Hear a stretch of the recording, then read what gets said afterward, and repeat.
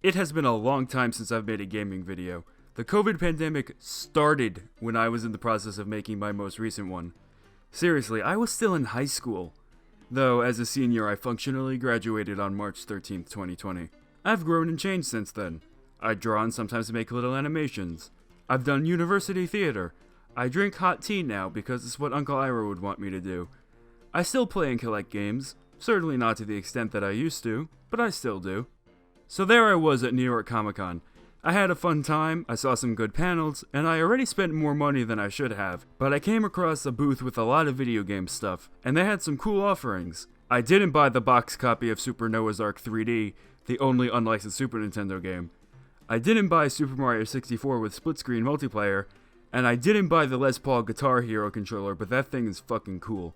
I wonder what Les himself thought of this. He was still alive when it was released. Anyway, what I did buy is something I did not know existed. Grand Theft Auto for the Game Boy Color. What? This is just so bizarre to me. Grand Theft Auto and Game Boy are two things that seem like they should be mutually exclusive. Like modern GTA games being released for all consoles exactly the same. That's fine, that feels normal. But a dedicated port that had to be specifically curtailed for 8-bit Nintendo hardware is just totally out there. GTA on one of these. And if you're willing to lose the color, you could even play it on one of these. Alright, all jokes aside for a moment, I was really electrified when I saw this in the game display case. I saw it and I was like, have to have it. GTA is of course developed by Rockstar North. And if you're a real long hauler on this channel, you may remember that Rockstar North used to be called DMA Design, and they made a funky little game called Uniracers. Look at me, age 16, almost 17, oh my god. And in fact, they were still called DMA when they made the first few games in the GTA series. The original game began development as Race and Chase, which didn't have much going for it besides the catchy name. It was pretty much the exact opposite of what we think of when we think GTA.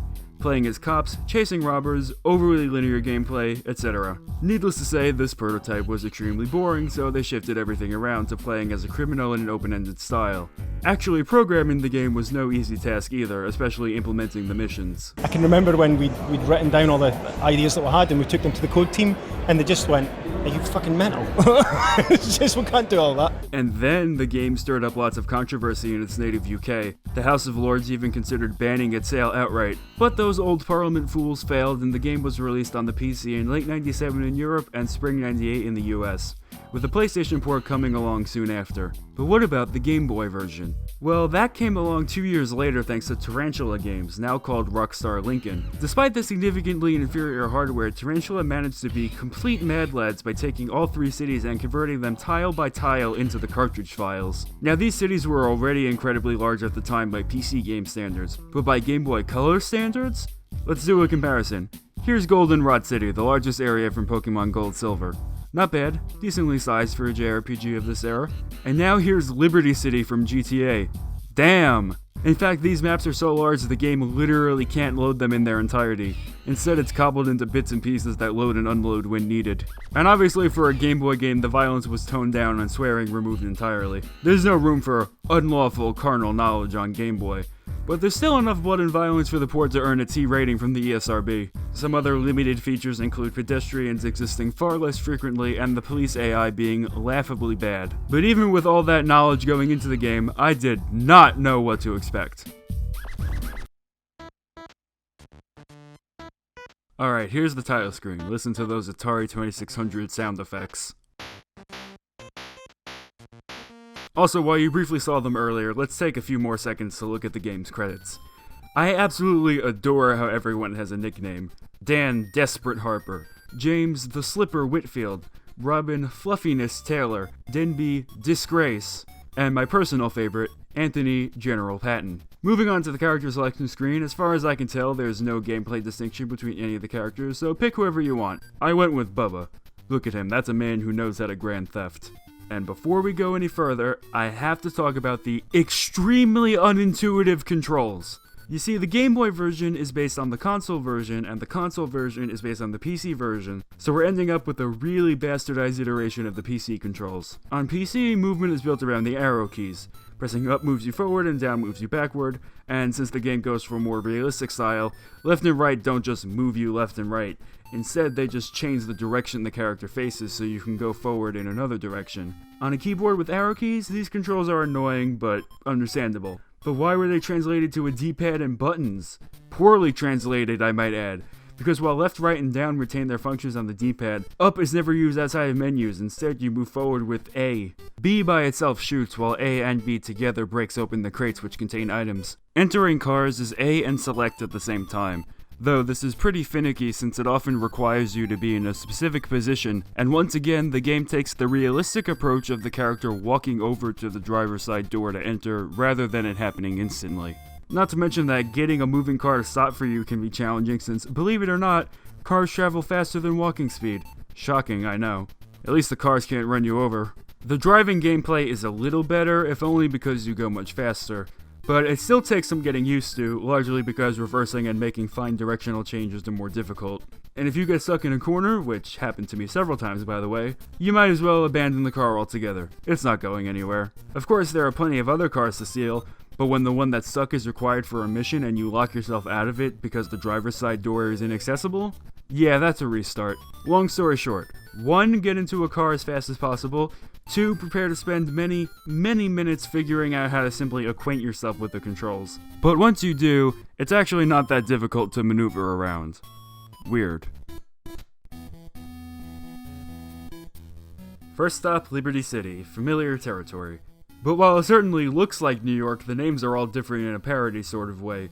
Some of them aren't overly interesting, East Storia versus Astoria, Brooklyn versus Brooklyn, etc. But Nixon Island instead of Roosevelt Island?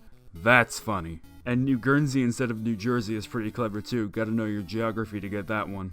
Alright, our first task is answer the South Park phones. South Park, I thought this was Liberty City. Remember, you mess up, we mess you up. What friendly and encouraging words. So what you want to do is walk down to this bank of payphones. Each one gives you a specific mission, which consists of multiple tasks. Also, the payphones aren't the only options, there are also side missions, like this one where I just hopped into a parked car and got a job to do. But be warned, those side missions are usually timed. Whichever you want to do, I highly recommend getting used to the controls before you accept any mission. Because if you don't, you will screw up if you're still fumbling around. Whenever you have a task, there will be an arrow pointing you to its ending position, but only to its end position. You're given no real clues about what road directions you should take to get there. It makes sense, this is an open world sort of game, but it does get kind of annoying when the arrow goes all over the place when you're trying to deliver a car somewhere. Unrelated. I just want to say right now that I find the regular use of waste instead of kill in this franchise extremely funny. That's not to say this version doesn't use the word kill, it does. But waste just makes things funnier. My brother knows I'm seeing his wife waste the loser before he finds me. One thing I noticed is that it's incredibly easy to quit back to the title screen without wanting to do it. You see, when you pause you have two options, A to continue playing and B to quit. And for whatever reason, I often press B without even realizing, and since this was before "Are you sure you want to quit?" was invented, I was repeatedly booted back to the title screen. And it didn't save my progress while doing so. The fact that there was some data on the cartridge when I bought it indicates saving is possible, but I couldn't for the life of me figure out how to do it. Either I stopped playing before reaching a save point, or they were always there somewhere and I'm just an idiot. Either way, I wish you far better luck than me in this department. The very first task is to pick up a car that Crazy Jimmy left behind in the Northeast Park. This isn't difficult at all once you know what you're doing, and afterwards you gotta bring the car to a garage in the West Park. And I think they're offering me coffee as a reward. In the original version, I would have gotten that unlawful carnal knowledge, but coffee is coffee. I won't complain. Alright, I'm here. I just gotta, oops, didn't see you there. Just gotta go left. Left. Come on, left. Ah. Well, as you can see, I got Crazy Jimmy's car stuck at an East Park alleyway corner, and getting back in it is impossible. For whatever reason, I thought shooting the car a bunch of times might help get it loose, and here's how that turned out. You know what? I appreciate how the game isn't afraid to call you out when you do something stupid. And just to add insult to injury, the car explodes and Bubba just erupts with blood. Blood absolutely everywhere. And just for a little extra insult, the little text box on the HUD is like, "By the way, a car that has bombs attached to it will explode if it's damaged too much." Yes, I learned that. Thank you. So after some lollygagging, I finally got back here. And can you believe it? This game includes a live recreation of me attempting to parallel park on the driving test. Isn't that cool?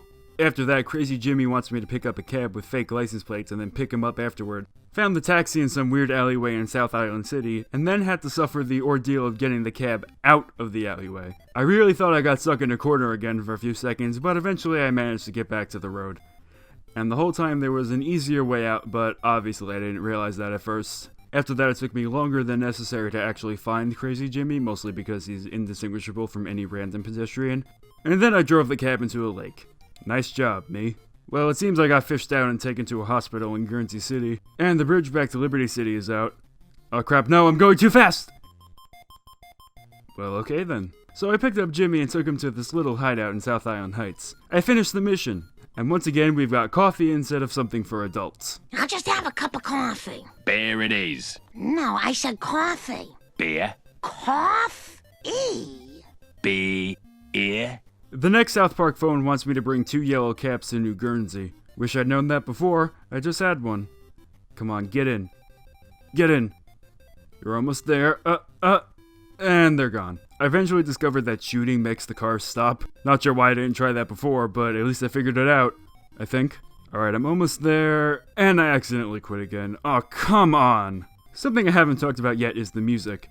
The game utilizes an interesting system where the background music is tied to certain vehicles, changing when you enter them. Some of the music is droning and repetitive, but others like this 12-bar bluesy one you're hearing right now are fucking awesome. But even the repetitive ones have their charms, like the one that's a few notes repeating over an ascending chromatic scale. And it's worth noting that this music is completely different from what plays in the PC and PS1 versions. There's no music while you're just walking around. Instead, songs play from the car radios. That's pretty neat. Anyway, after quite a lot more lollygagging, I delivered 2 stolen cabs to the New Guernsey port. And we're finally up to the part where I've gotta waste this loser. Just gotta keep going north this time. Almost there, turning the corner, and I'm wasted again. Such is the life of an adventurer. After that, I decided to go outside for a bit, which means I turned the console off. And since I never managed to save, everything I did before disappeared. But since I already completed the first South Park phone mission, I just started with bringing 2 cabs to the New Guernsey docks when I came back. I proceeded to commit a couple more hit and runs, hit another car way too many times in a row, which got me on the cops' radar, drive into the water again, almost let that happen a second time immediately afterward, have some weird stuff happen to the bottom display, and shoot some guy for no real reason before I got back to where I left off. Instead of trying to waste the loser by walking and shooting, I just ran him over. That was easy. Another mission complete. Ooh, can I Grand Theft a truck? I can. Whoops. Let's move on to something else.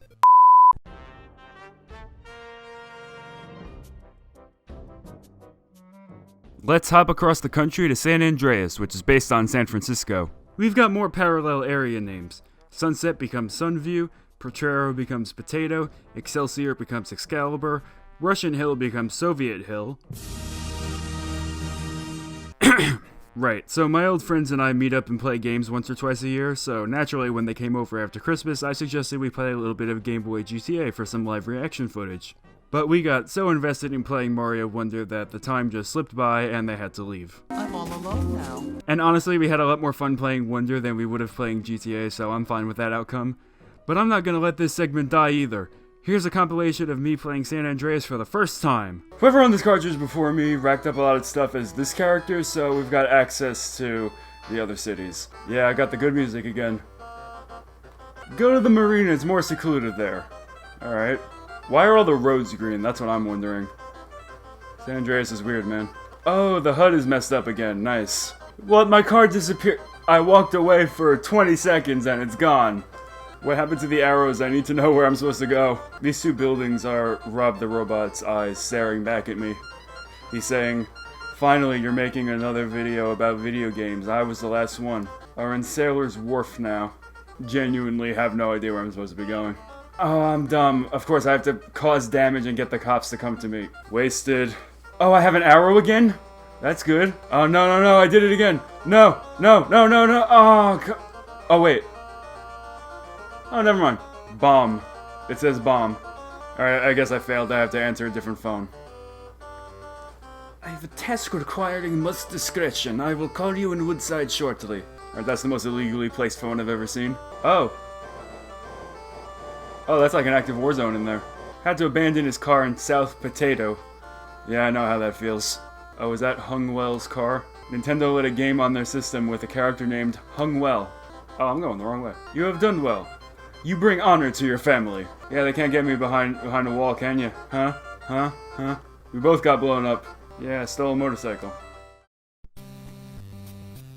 So what can I say about GTA for GBC? Despite the learning curve, I ended up having a lot of fun playing it. It may not be as intricate nor immersive as the later games in the franchise, but it's still extremely impressive just how well Tarantula kept the game intact. When I bought it, I expected it to be a completely different sort of game, kinda like Sonic Colors on Wii vs DS. But no, this really is GTA on Game Boy.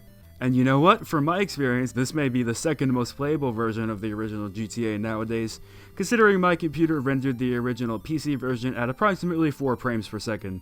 And while I'm not sure how this version performed specifically, Grand Theft Auto overall was a huge commercial success, spawning a franchise that today is the 5th best selling of all time with 410 million copies and counting. No wonder Nintendo wanted their hands on it. Though sales have only increased as the years have gone by, so naturally it's spawned a horde of imitators like Simpsons Hit and Run, as well as becoming a mainstay of popular culture in general. Today, GTA 5 is the second best-selling game of all time with 190 million copies, and after a decade of waiting, GTA 6 was finally announced in December with an expected release sometime next year. Well, that's it for today. GTA on the Game Boy Color was certainly a wild experience, but at least it's a unique one. I mean, it's not like they made any more, right? What? There's something behind me? Oh, you have got to be kidding me. Oh shit, here we go again. Hey everyone, I hope you enjoyed this video. Don't expect it to be a regular thing, I literally may never do another one like this again. But it was a nice bit of nostalgia for me to go back to my old style, and I was able to incorporate plenty of stuff I learned since 2020 into this video. So it's like a little snapshot of how far I've come. I've got a few ideas of what to do next on this channel, so until then, thanks for watching.